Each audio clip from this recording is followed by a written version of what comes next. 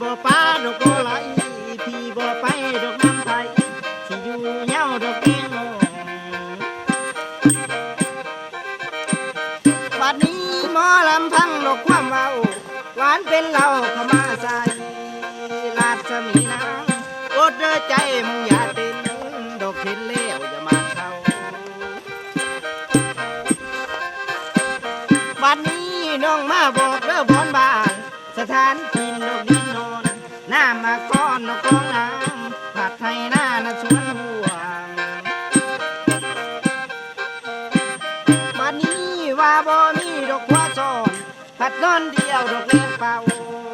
แรงและเศร้าหาผู้เว้าก็บ่มี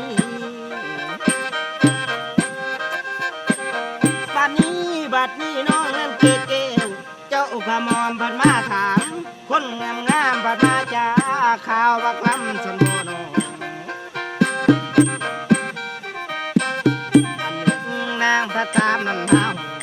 ทำสาทานดอกหัวหนองผัดเชื่อนซ่านบรรณาอยู่เมนมีสู้แล้วบ่เจ้ามีเมียเล็วไปสาย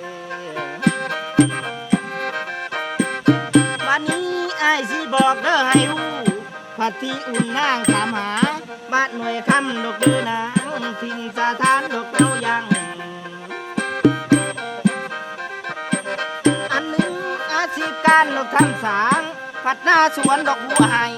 บ้านหน่วยใหญ่เด้อพี่น้องประจำไว้เจ้าอย่าลง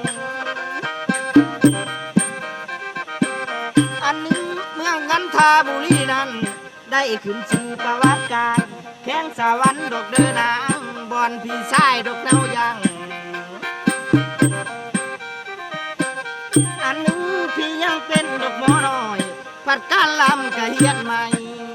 สาดดอกข้าเอ้ยใหญ่กะใหญ่ตั้งแต่โตโป้แต่ของดอกอันนั้นผัดความหูคอยบรรลาย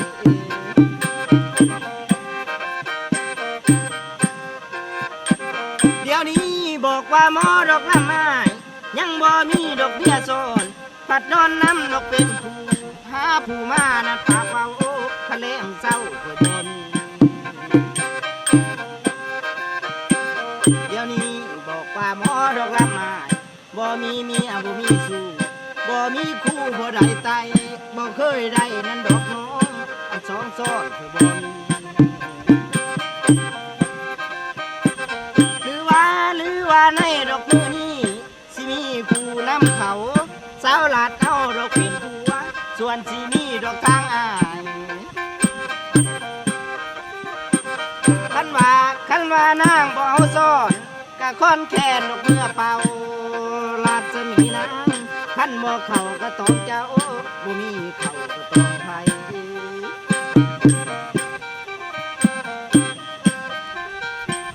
ยันเด้ยันแต่กำดอกไผ่น้องสิมีหุ่นหนาหนายันเจ้าข้าดอกเครือหลังผัดจองดึงไว้ทางบ้านยันแต่เครือดอกหลังน้องผัดมุ่งมาดังหาพายยันแต่เครือดอกหลังนางสิมุ่งมาดังหาใครยันเจ้าตัดนั้นบ่ได้สิตายข้าโหยคือ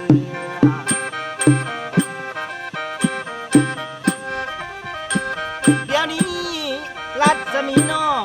พ่อจะโชว์ดอกลงไว้ผัดทั้งก้อนให้น้องโตบ้าในเดือให้หาก้อนนั้นสันดอกปิ้นบ้านต่อบักลา